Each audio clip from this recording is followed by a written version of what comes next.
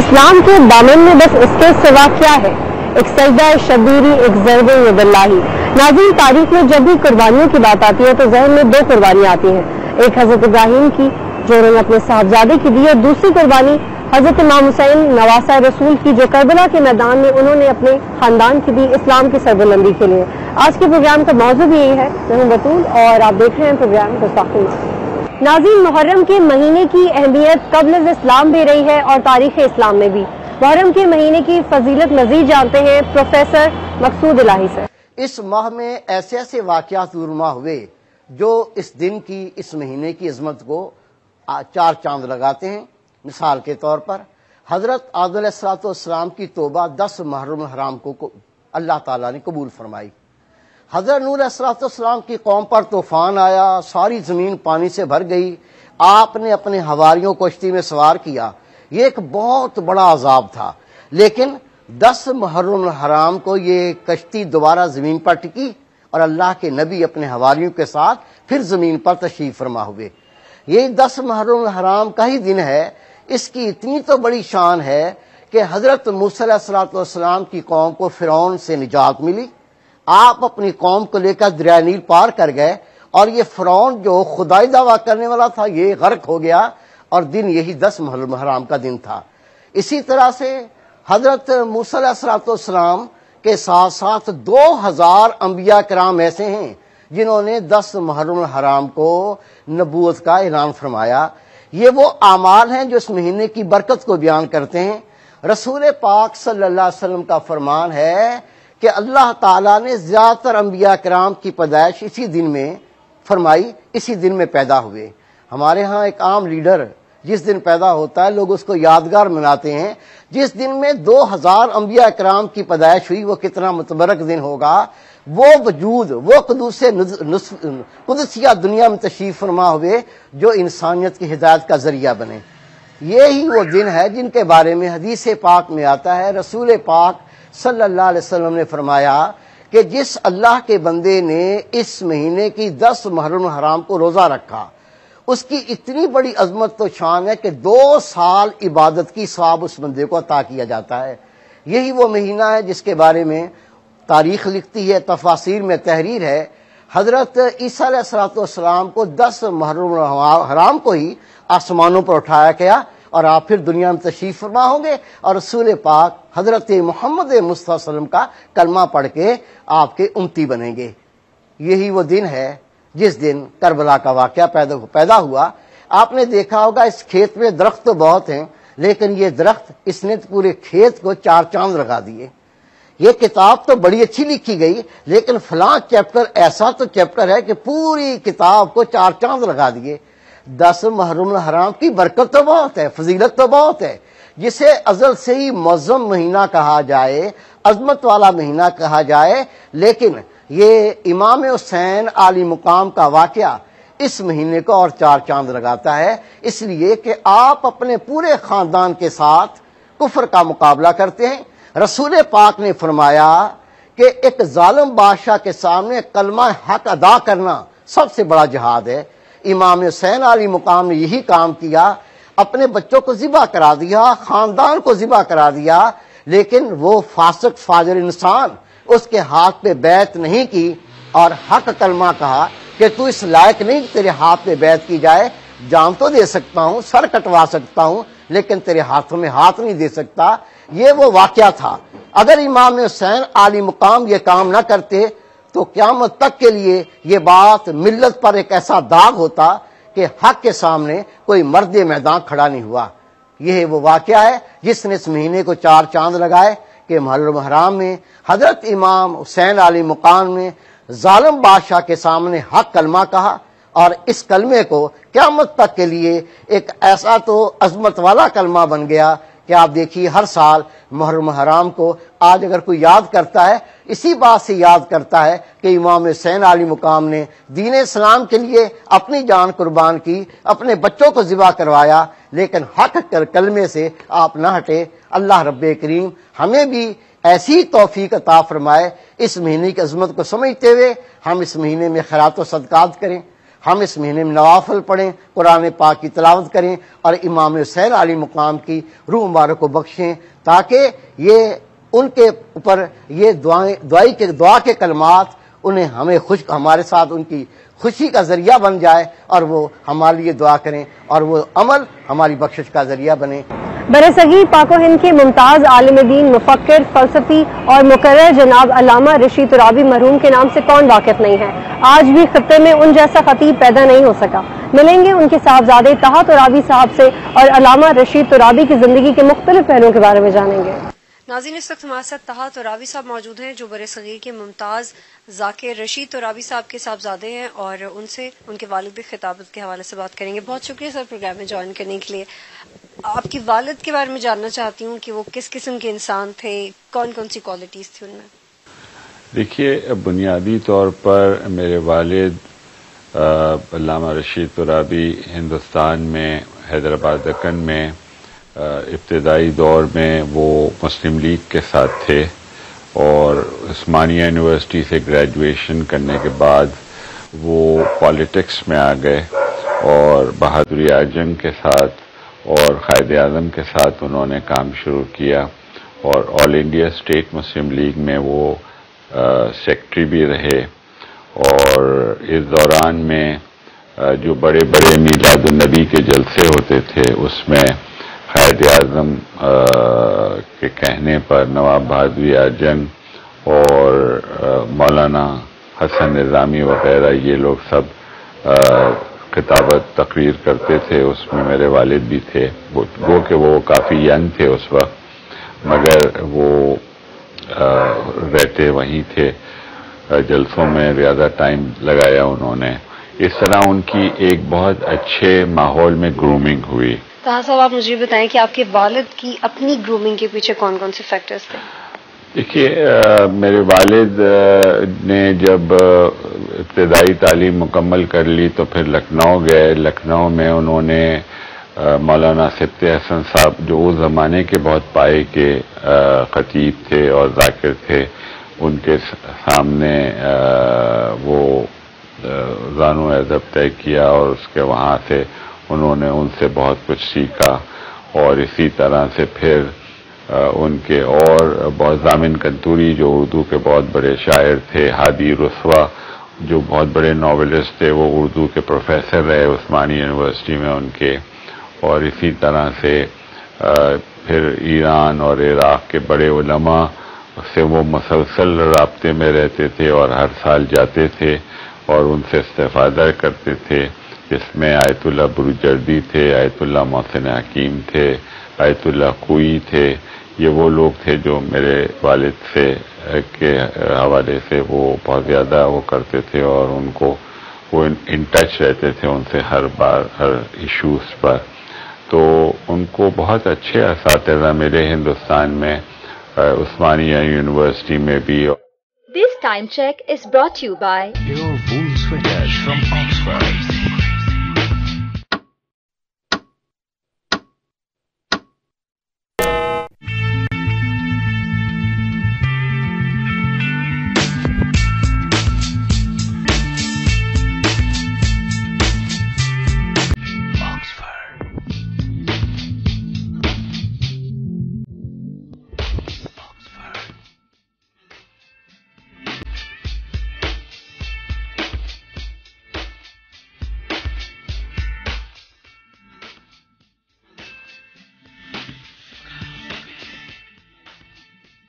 Pure wool sweaters from Oxford.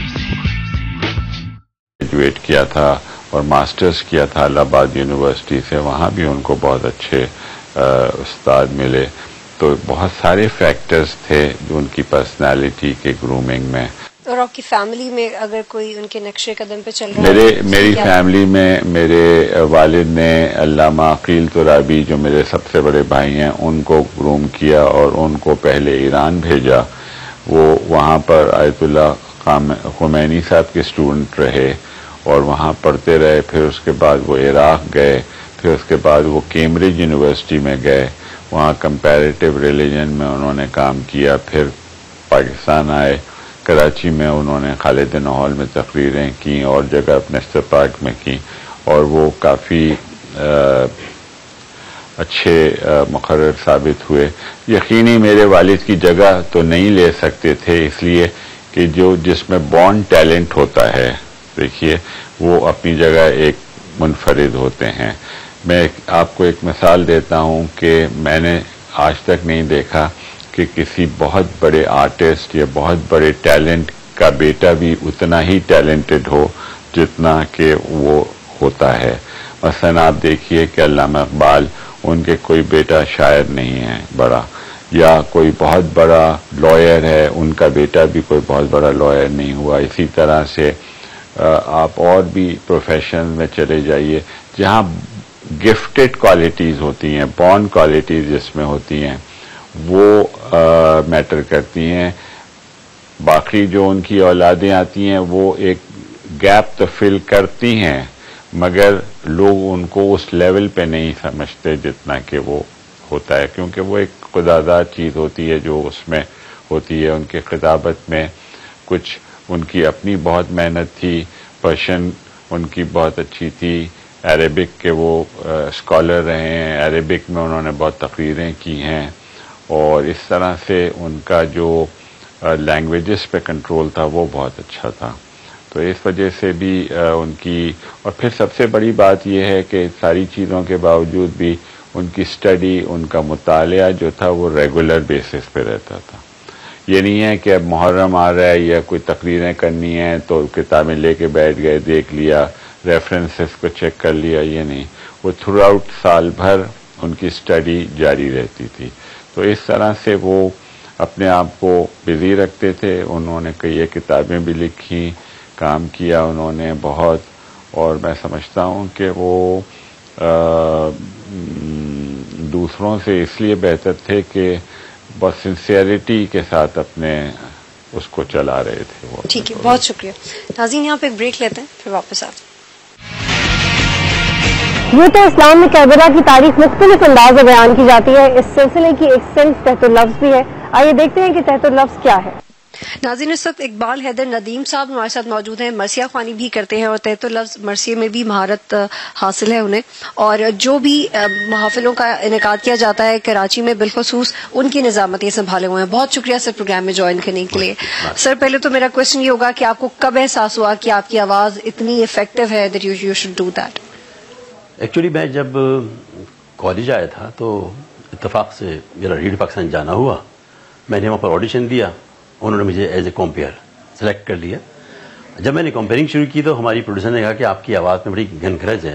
مجھے نہیں پتا تھا یہ آواز گنگرج کسے کہتے ہیں، لیکن جب میں نے شعر ویر پڑھنے شروع کیے اور مختلف پروگراموں میں نے حصہ لینا شروع کیا تو پھر مجھے اندازہ ہوا کہ اس کو کہتے ہیں گنگرج. تو یہ تقریباً 73 کی بات ہے. تو صرف یہ اس میں آواز کا تاثر زیادہ اہمیت کا حامل ہے یا پھر ریلیجیس ایلیمنٹ بھی ہے کہ you have to be that religious? آواز بہت اہمیت رکھتی ہے. آواز کے ذریعے انسان اپنی طرف متوجہ کر لیتا ہے. میں اگر کوئی شعر پڑھتا ہوں کسی بھی شاعر کا، وہ شاعر اگر وہ شعر پڑھتا ہے تو یقین کریں اس کا وہ تاثر نہیں ہو پاتا، لیکن اسی شعر کو میں اس کے سامنے پڑھتا ہوں تو اس کو لوگ سمجھتے ہیں بہت اچھا شعر پڑھ رہا ہے. ٹھیک ہے. عام طور پہ رزمیہ شاعری کا زیادہ استعمال ہوتا ہے مرثیہ میں. جی ہاں، مرثیے میں اصل میں اگر آپ یہ دیکھیں نا واقعہ کربلا کو، یہ سن 61 کا واقعہ ہے. اس میں محمد صلی اللہ علیہ وسلم نے اپنے 72 فقہ کے ساتھ کربلا کے تپتے ہوئے صحرا میں اپنی قیمتی جانوں کو نذرانہ پیش کر کے اسلام کی آبیاری کے لیے اپنا سب کچھ لٹا دیا. اچھا کربلا میں صرف جنگی تو ہوئی ہے، اور اس جنگ میں آپ یہ دیکھیں 6 مہینے کا بچہ بھی ہے، 14 سال کا بچہ بھی ہے، 18 سال کا جوان بھی ہے، 32 سال کا بھی ہے، اور بوڑھے بھی ہیں.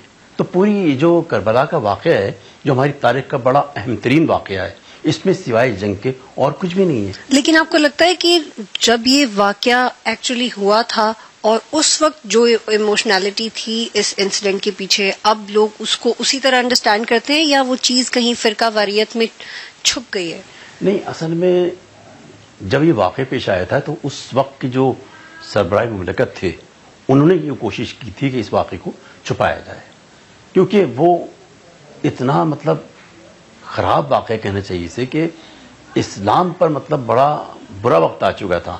اور اس میں یزید جو چاہ رہا تھا کہ یہ کہنا چاہ رہا تھا کہ نہ تو رسول آئے نہ قرآن آیا نہ کوئی کتاب آئی، یہ بنی ہاشم کا ڈھونگ تھا، اس کے خلاف امام حسین نے آواز بلند کی۔ اب یزید نے ان کو شہید بھی کر دیا، ان کے اعزاء اقربا کو بھی شہید کر دیا، اس کے بعد انہیں قید بھی بنایا۔ تو اس نے پھر یہ کوشش کی کہ میرا یہ ظلم ہے نا پبلکلی سامنے نہیں آئے، لیکن جیسے اس سے وقت گزرتا گیا اور لوگوں کا شعور بیدار ہوتا گیا، انہوں نے اس واقعے کو اسٹڈی کیا، اور آج یہ ہے کہ دنیا کے چپے چپے میں اسی کا ذکر ہوتا ہے، اور اسے لوگ اب سمجھنے لگے ہیں کہ ہاں واقعی حق کیا ہے، باطل کیا ہے۔ آپ کو لگتا ہے کہ ہم کچھ ایسا کنکلوژن نکال سکتے ہیں کربلا کے واقعے سے جو صرف ریلیجیس نہ ہو بلکہ ٹپکلی سوشل بھی ہو، کہ اگر آپ کو معاشرے کو بہتری کی طرف لے کے جانا ہے تو آپ کربلا سے کیا اخذ کر سکتے ہیں، کیا امپلیمنٹ کر سکتے ہیں کربلا سے نکال کے؟ ریلیجیس پہلو تو ہے، ضرور ہے، لیکن اگر ہم یہ دیکھیں کہ امام حسین علیہ السلام نے ہمارے لیے ایک درس بھی دیا ہے، حق و انصاف کا درس دیا ہے۔ اب دیکھیں نا، ہم اگر کربلا میں ہوتے تو ہم یہ سوچیں ہم کس طرف ہوتے، حق کی طرف ہوتے یا باطل کی طرف ہوتے؟ امام حسین علیہ السلام نے وہاں پر یہ دکھایا کہ جناب انسانیت جو ہے نا سب سے عظیم چیز ہے، انسانیت کو بچانے کے لیے انہوں نے اپنے سب کچھ قربان کیا ہے۔ ہم اگر یہ صرف یہ سوچیں کہ مذہبی ایک جنگ تھی، مذہبی تو تھی، 100% مذہبی تھی، لیکن ساتھ میں معاشی بھی اس میں ہمارے سامنے کئی پہلو نظر آتے ہیں جو اکثر بیشتر آپ مجالس میں سنتی ہوں گی۔ تو کیا آپ کو کبھی ایسے لوگ ملتے ہیں جو شیعہ نہیں ہوتے لیکن وہ پھر بھی اتنی ہی عقیدت رکھتے ہیں؟ ایسے لوگوں کو کیا سمبل چاہیے کہ وہ شیعہ ہیں؟ کیا نہیں، شیعہ ہونا یہ اسپیکٹرم ضروری ہے کیا؟ اس کے لیے شیعہ ہونا ضروری نہیں ہوتا۔ جو بھی محب اہل بیت ہوگا، چاہے وہ اہل سنت ہو، چاہے وہ وہابی ہو، چاہے دیوبندی ہو، اور دیکھیں نا ہمارے رسول پاک صلی اللہ علیہ وسلم نے اپنی جو اہل بیت ہیں، اپنے جو اہل بیت ہیں ان سے محبت کا حکم دیا ہے، اور اب جو بھی ان سے محبت کرے گا یہ ضروری نہیں وہ شیعہ ہوگا، وہ مسلمان ہو سکتا ہے۔ ہندو بھی امام حسین سے محبت کرتے ہیں، یہ ماننا حلقہ اسلام سے ہم دور ہیں مولا، مگر ہم ہندوؤں میں آپ کا قاتل نہیں کوئی۔ ہندو بھی ان سے محبت کرتے ہیں، سکھ بھی ان سے محبت کرتے ہیں، عیسائی بھی ان سے محبت کرتے ہیں، کیونکہ وہ انسانیت کے لیے تھے۔ کچھ سنائیے آپ ویورز کے لیے۔ ہاں، میں اس وقت میر انیس کا ایک بہت خوبصورت مرثیہ ہے جو کہ جناب قاسم کی جنگ پر اور حضرت عباس کی شہادت پر مشتمل ہے۔ اس جنگ کے اس مرثیے کے میں چند آپ کو بند پیش کرتا ہوں۔ جب خیمہ حسین سے نکلا حسن کا لال، دیکھا کہ در پہ روتے ہیں سرور پست ملال، بس گر پڑا قدم پہ یہ کہہ کر وہ خوش خصال، دیجئے رضائے حرب مجھے بہر ذوالجلال، چلائی ماں کہ صفت پیمبر نہ روکیو، شب پر نے دی صدا کہ برادر نہ روکیو، لپٹا کے اس کو چھاتی سے بولے شہ امم، پیارے تمہارا داغ بھی دل پر سہیں گے ہم، یہ پیش و پس ہے منزل ہستی میں کوئی دم، تم آگے چند گام تو ہم پیچھے دو قدم، کچھ غم نہیں جو راہ ہے خنجر کی دھار پر، ہر دم خدا کا فضل ہے اس خاک سار پر، یہ کہہ کے دل قلق سے بھرایا جو ایک بار، روئے مثال ابر شہ آسماں وقار، تر آنسوؤں سے ہو گئی ریشے خضاب تار، تسلیم کر کے قاسم گل روح ہوا سوار، دولہا کے نور رخ کی ضیا چرخ تک گئی، جملہ کیا فرس کو تو بجلی چمک گئی، پڑھنے لگا یہ رن میں رجز قاسم جری، عالم میں کون ہے جو کرے ہم سے ہم زری، ہم ہے دری ہیں ہم ہے زور غزن فری، ہم سے ہے اوج پائے اورنگ صفدری، شورا ہے حرب و ضرب شہ خاص و عام کا، سکہ ہے شجہد میں ہمارے ہی نام کا،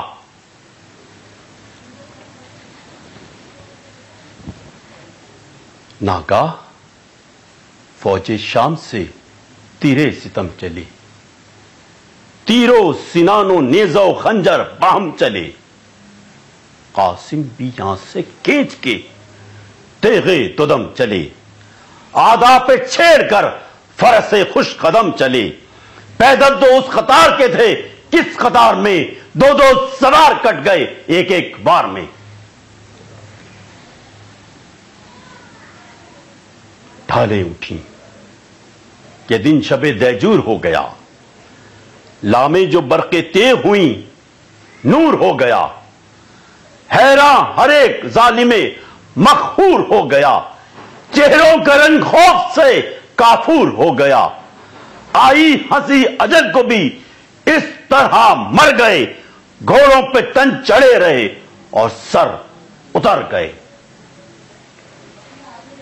تھا ابن سعد شوم کو اس دم بہت ہراس، غرق سلاح ارزق شامی کھڑا تھا پاس، اس سے کہا کہ فوج نہایت ہے بے حواس، تو جا کے لڑ تو قتل ہو شاید وہ حق شناس، رکتا ہے برچھیوں زنا دامے کمند سے، جلدی سنا پہ اس کو اٹھا لے سمند سے۔ کہنے لگا بگڑ کے وہ باست غرور و لاف، تو آپ پہ حواس ہے تقصیر ہو معاف، یہ امر اے امیر شجاعت کے ہے خلاف، ہاں تب لڑوں علی اگر آئیں پے مصاف، فرق آئے گا کبھی نہ میری آن بان میں، بچے سے لڑکی نام ڈبو لوں جہان میں۔ لڑتے ہیں ڈرتے ہیں سب جری میری جنگ و جدال سے، رستم کا زور آگے میری کم ہے زال سے، رکتی نہیں یہ تیغ تہم تن کی ڈھال سے، نادا ہوں کیا لڑوں جو میں اس خرد سال سے، بیٹوں کو میرے بھیج کہ چاروں دلیر ہیں، جنگ آزما ہیں، سور ہیں، صفدر ہیں، شیر ہیں۔ کچھ سنائیے آپ ویورز کے لیے۔ ہاں، میں اس وقت میر انیس کا ایک بہت خوبصورت مرثیہ ہے، لکھا ہے، چار تھے پسر ارزق پلید، دشمن تو آل پاک کے شیطان کے مرید، بولا یہ ان کو دیکھ کے وہ پیرو یزید، ہاتھ جا کے اس یتیم کو جلدی کرو شہید، رلوا قبر میں حسن دل ملول کو بیوہ بنا دو دختر سبط رسول کو۔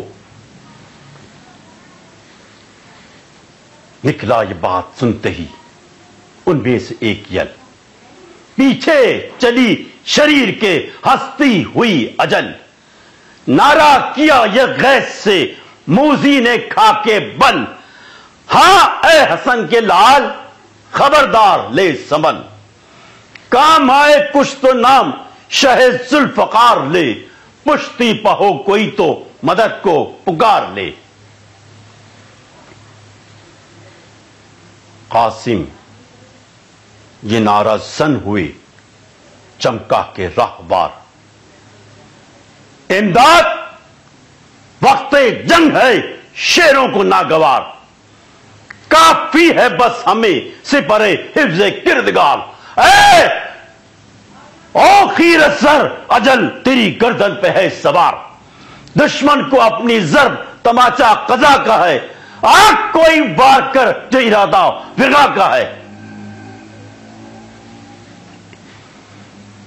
یہ سنتے ہی کما کو اٹھا کر بڑا شریر، چلے میں 3 بال کا جوڑا شقی نے تیر، تھا بس کے تیز دست حسن کا مہ منیر، بجلی سی آئی کون کے شمشیر بے نظیر، یوں قطع انگلیاں ہوئی اس تیر بخت کی، جیسے کوئی قلم کرے شاخ درخت کی۔ ایک ہاتھ میں جو کٹ کے گرے دستے نا پکار، بولے کمر میں رکھ کے یہ شمشیر آبدار، اب دیکھ میرے تیر کا توڑ او خطا شیار پکڑا کبا کے قبضے کو یہ کہہ کے استوار چلا جو کھینچنے لگے سرکش کو تاک کے رستم کی روح چھپ گئی تودے میں خاک کے مرکب سے گر کے مر گیا جب وہ ادوے دی نکلا ادھر سے تب پسرے ثانیے لئیں نیزے کو تولتا ہوا مغرور و خوشموگیں ابرو پہ بل نگاہ میں قہر اور جبیں پہ چین ہمراہ اس کے تیغ بکف 100 سوار تھے اور اس طرف مدد کو شہ ذوالفقار تھے نیزے کا وار کرنے لگا جب وہ خود پسند بجلی سا کوندنے لگا دولہا کبھی سمن نیزہ اڑا کے نیزے سے یہ کی صدا بلند کیوں تو نے دیکھے نیزے مشکل کشا کے بند یہ سن کے اس نے ڈھال کو چہرے پہ جو لیا پتلی کو بے حیا کی سینہ میں پرو لیا مرتے ہی اس کے فوج سے چوتھا پسر بڑھا قاسم پکارے او ید خود سر کدھر بڑھا سنتے ہی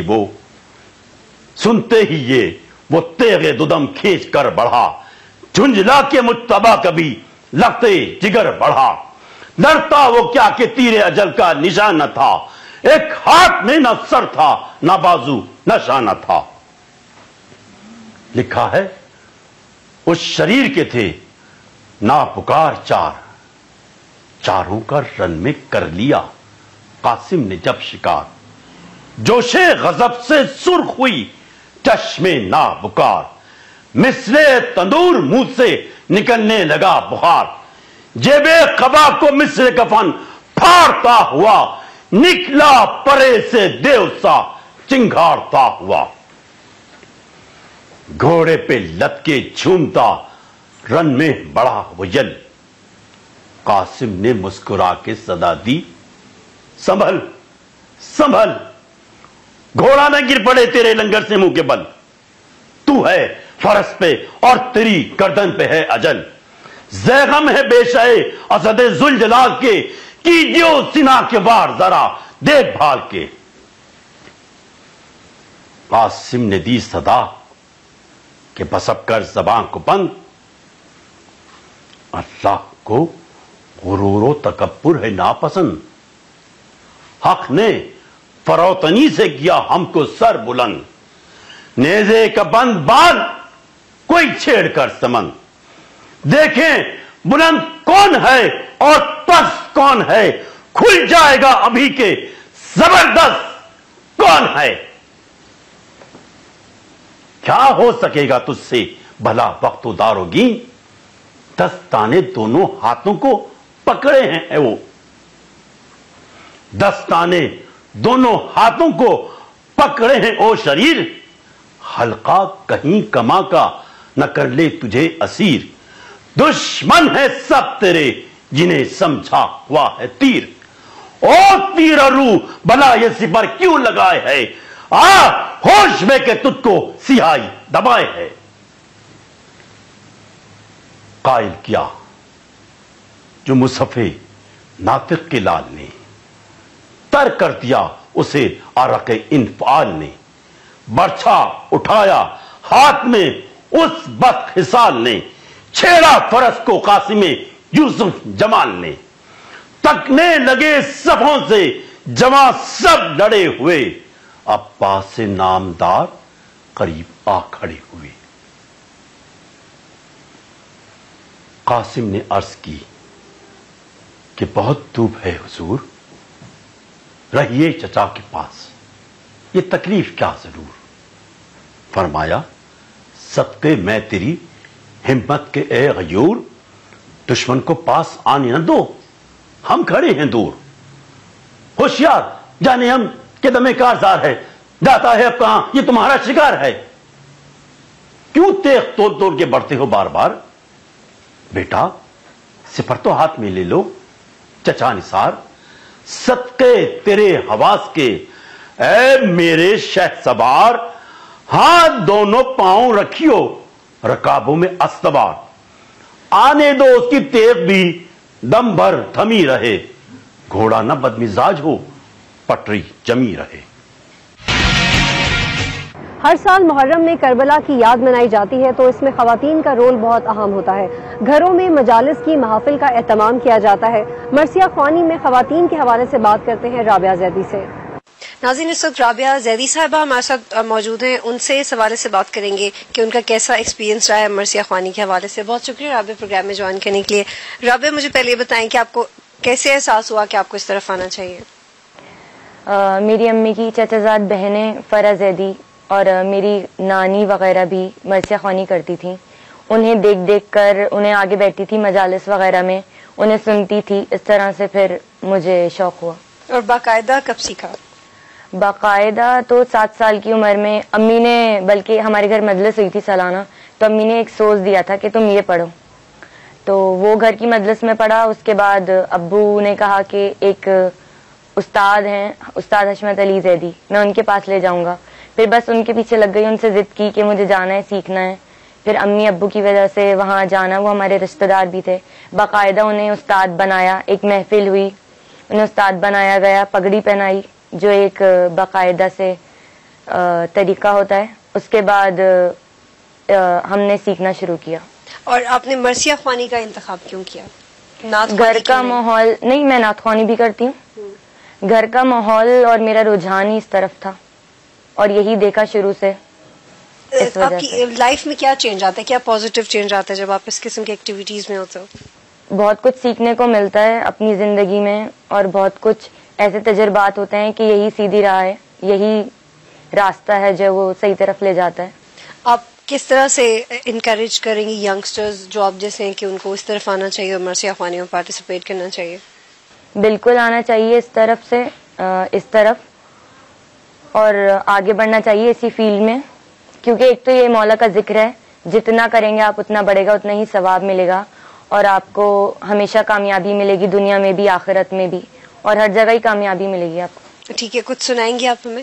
بالکل سناؤں گی۔ ناظرین، رابعہ زیدی سے اب ایک مرثیہ سنتے ہیں۔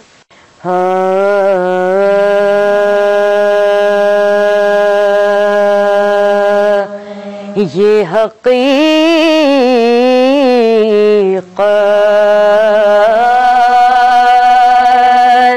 ہے کوئی، اس میں الٹ پھیر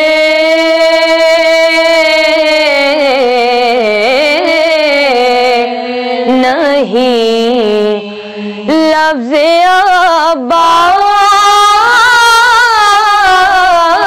عباس میں دیکھا تو کہیں زیر نہیں، یہ حقیقت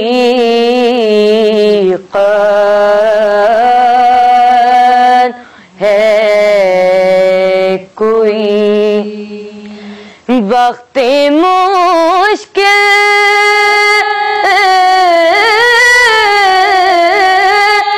میں انہیں جب بھی پکارا دل سے،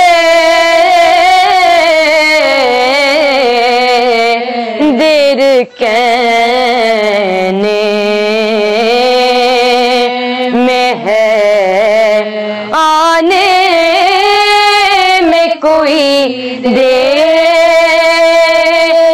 نہیں، یہ حقیقت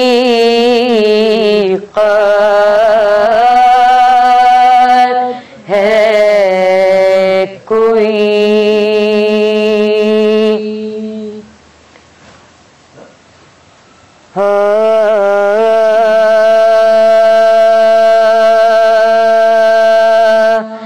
جب فوج میں آدھا کی گھیرا شہ کالا، جب فوج میں آدھا کی गिरा शह काला नगाह चली बाजुओं पे जुल्म की तलवार और मश्क सकीना भी हुई तीरों से गुल था के अकेले हुए अब सैयद कहती थी कि अब साहिबे शमशीर कुमार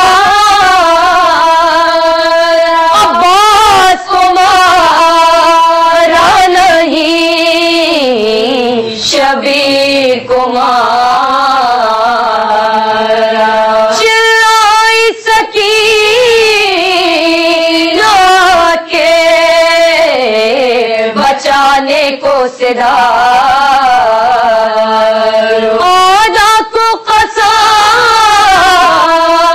दो मेरे सके को नमाज बच्चों से कहा टोपियां सर पर से उतार दादा सदुल्लाह को रो रो के पुकारो बिखरा दिए बालों और वो तड़प कर ये पुकार या हैदर करार दुहाई है तुम्हारी नगाह लबे नहर पे एक गुल हुआ बर्बाद चिल्लाई सकीना के ये क्या शोर है बाबा अब खैर हो अब्बास की हाय हाय मेरा साका फिर फेंके अमामा पुकारे शैतान मातम करो कौसर के किनारे गया बानों को अली आए हैं मारे गया बाने को अली आए हैं मारे गया जब फौज में आदा की घिरा शह काला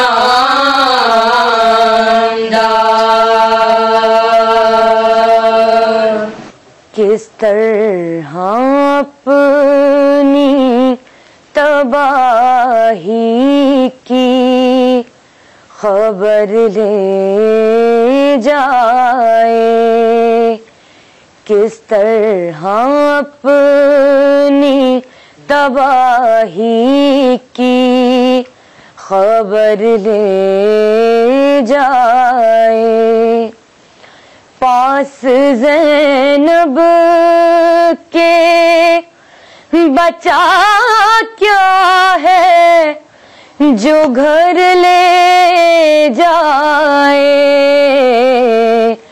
किस तरह अपनी तबाही की खबर ले जाए ले गई बाप का साया तो सरों से उनके ले गई बाप का साया तो सरों से उनके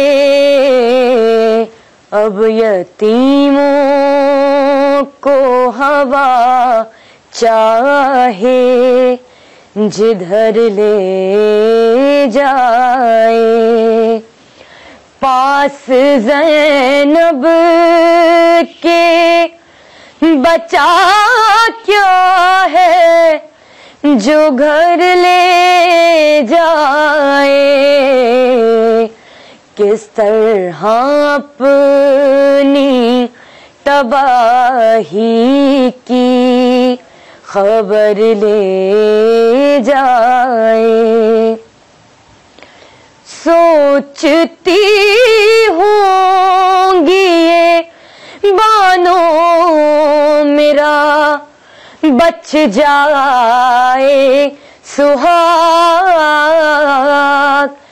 سوچتی ہوں گی یہ بانو میرا بچ جائے سہاگ، حرملا مجھ سے میرا لخت جگر لے جائے، پاس زینب کے بچا کیا ہے جو گھر لے جائے۔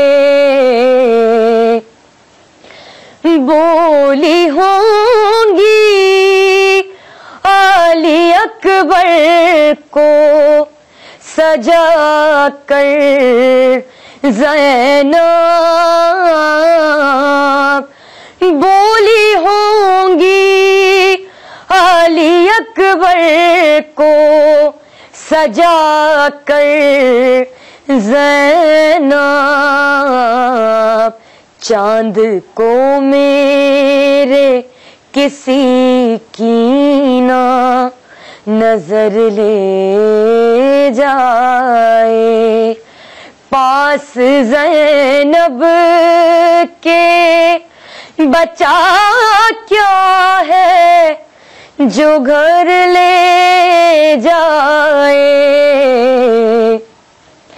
پاؤں زخمی ہے تو راہوں میں ہے پتھر کانٹے، پاؤں زخمی ہے تو راہوں میں ہے پتھر کانٹے، جانے عابد کو کہاں تک یہ سفر لے جائے۔ غریب، سادہ اور رنگی ہے داستان حرم، نہایت اس کی حسین، ابتدا ہے اسماعیل۔